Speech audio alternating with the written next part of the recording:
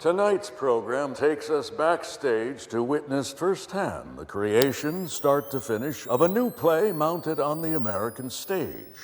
A question we tend to lean on as individuals is, what makes me creative?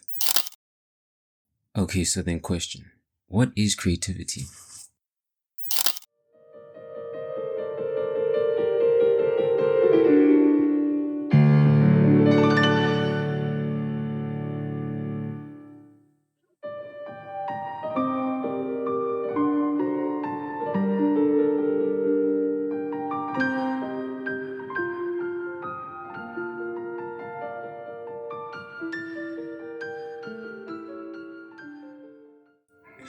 See, I find myself struggling with such a concept these days because I could not find a resolution nor motivation to conduct my own research. See, because the truth is, I was not feeling creative enough, you know?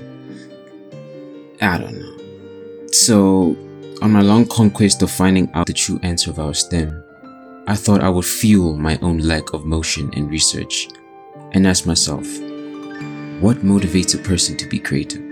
Or what causes them to express themselves in a more different from usual? Or something else, I don't know. Such a sickening waste. Think of the people. But the extension of ourselves allows us to look at the world horizontally. I call it the creative extension.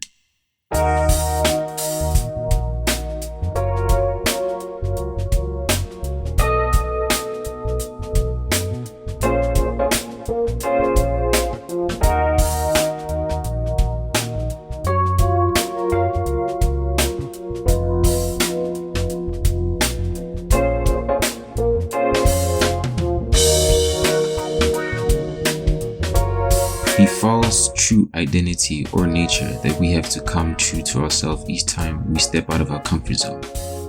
See, the extension part. It could be most likely a job or a hobby. The extension. It's like when you set yourself a goal to read or write more, but once you do it, you feel untruthfully or fake for some reason. Like a part of yourself is lying. The extension. See, I know. Most of it all just sounds vague. Actually, I don't know. It's still a work in progress mostly. But I initially thought that true struggle brought out the raw emotion and drive to be creative. That's where all this stemmed from. That's where I was hoping to find my answer actually. I mean, see, technically I wasn't wrong. It wasn't out of true pure frustration and stress. Turn that into your greatest piece of artwork, and that creativity brewed from the blood begs the question: creativity, true aesthetic, true artistry, where does it stem from? What is the creative extension?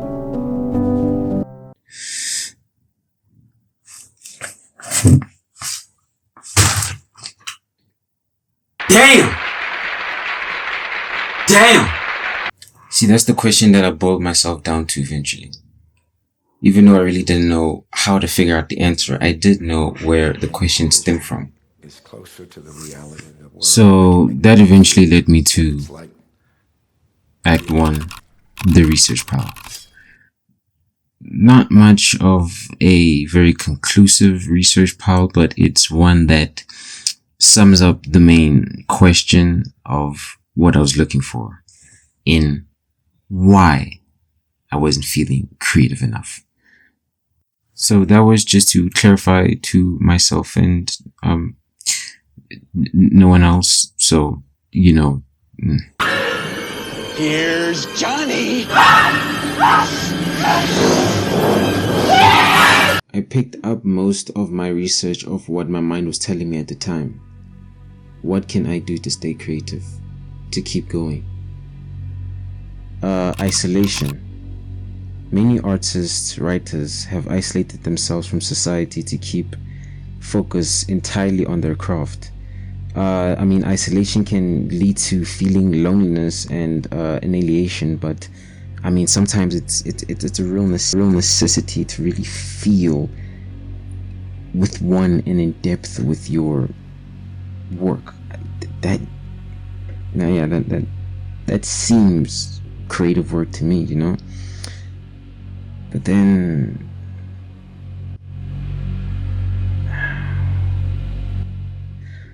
substance use, turning to drugs or alcohol to alter their perception or enhance creativity. I mean, this is where I ask myself, is this the length that I'm willing to go? Self-deprivation, long hours and lack of sleep. Sleep deprivation can have a serious consequence on mental health, including increase in anxiety and depression. The obsession. I mean, really neglecting a certain aspect of your life, such as relationship health and financial stability, just it wakes you away. I mean, is this really where? Can it get worse than this? And there the ring lay, at the bottom of the great river Anduin. Physical harm. In rare and extreme cases, individuals may inflict physical harm upon themselves as form of expression or to cope with the pressures of creative work.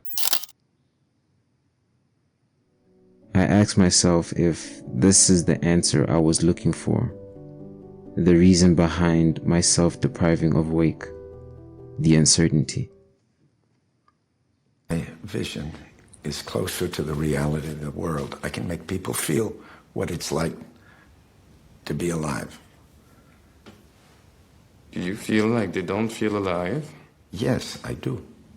Vincent van Gogh began painting in the last decade of his life and produced over 2,000 various pictures. Van Gogh's act of cutting off parts of his ears is often cited as it highlights the profound impact his mental state had on his life and work. His story serves as a poignant reminder of the complex relationship between creativity and mental health. I mean, one of his contemporaries, Munich himself, wrote once in a review of his work, The Scream. I painted the clouds like red blood, the colors screaming. Echoes of Van Gogh's sanguine comment of the Night Cafe. A place where one can ruin oneself, go mad, or commit a crime. But through all that, the still life. Van Gogh crafted numerous still lifes, often depicting flowers, fruits, everyday objects. These paintings showcase the ability to capture the beauty and simplicity and the vibrancy of life through his use of color and brushwork. I mean, it's true, you know, as Amanda Kay herself said, the making of things is governed by art, and the doing of things is by prudence. I mean, as I'm writing this part of the script, you know, this really stands out to me. I just cited this word right here, simplicity, from, I mean, out of every single Van Gogh pieces, the still life, I mean, that does it for me, you know, because it highlights the simplicity in things, and that's, to be honest, that's, I mean, that's sort of that. I mean, that's I guess that's what I've been missing this entire time. That's my answer. That's it. You know, I mean, we tend to stretch out and try to reach and focus on more the difficult perspectives of life because we think that it would give us more efficient and professional results. And honestly, who wouldn't think of the most effective ways to actually get results. And I mean, that's the whole reason why I wrote this script and this entire videos. I wanted to see more profound and actually get deep into the creative experience and how we can extend upon it as the self. But I mean,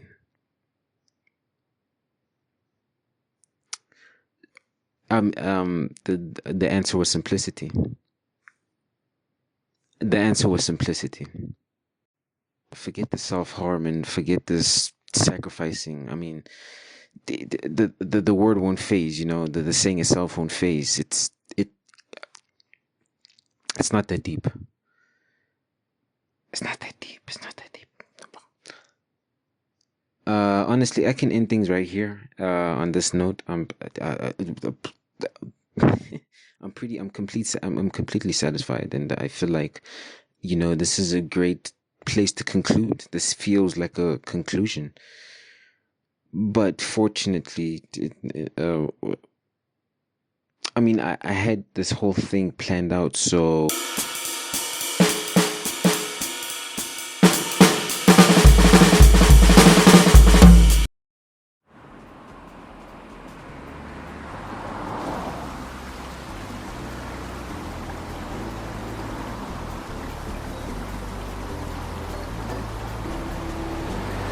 My name is Chanel, and what does creative in me? It's literally in my blood. Everything that I do or say is centered around being creative. I'm a makeup artist, which basically means my whole job is about being creative. I'd say the best part about it is that every day I get a new canvas, a new person, and because of that, I make connections as well as explore my faith. And I love it. I'm not saying faith, I love it.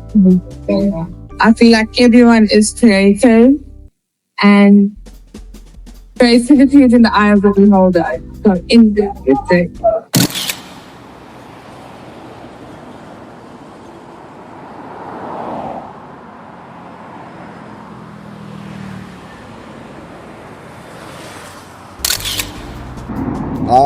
So creativity to me, it means technically being able to create anything, out of existence. So being able to create your own creation, I believe it needs creativity, like being able to think out of the box. That's just my own take. Yeah, it makes sense because creativity is all about getting things together. Like maybe I can pick something out of the dustbin and make something out of it. Yeah. I mean, that's creativity. Yeah.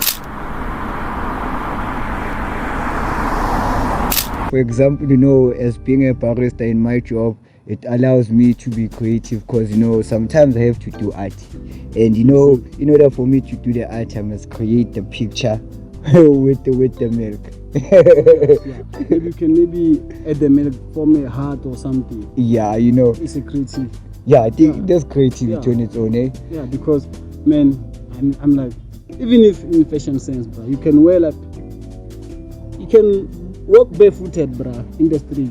Yeah, and you're creative as long as you have your own point of view. Exactly. We might find it attractive. Look how this guy walking barefooted in the street. It's nice, and people are gonna begin doing what you're doing. Yeah.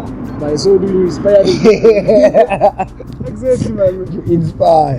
So straight. you could say creativity comes from inspiration. Because it first comes in the mind. And then you do it. And after doing it, we see you doing it, we start doing it. And then we say you are creative. Yeah, indeed. Yeah, creative. As long as the point is able to get there. We are speaking creatively right now, because we are not twanging our language. We are speaking it with a South African flair. I think that's my own opinion about creativity. Yeah. And I think everyone is creative. It's just that some they don't want to admit that they're creative.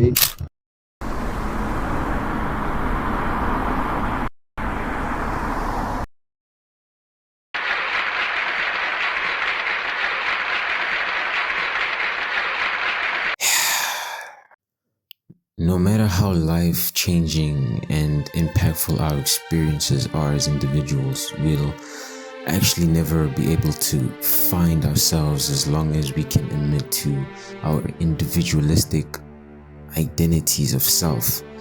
And I feel like that's nothing what I've learned in this video. It's just words that I just picked up and just wanted to say. I'm gonna sit with that for a while.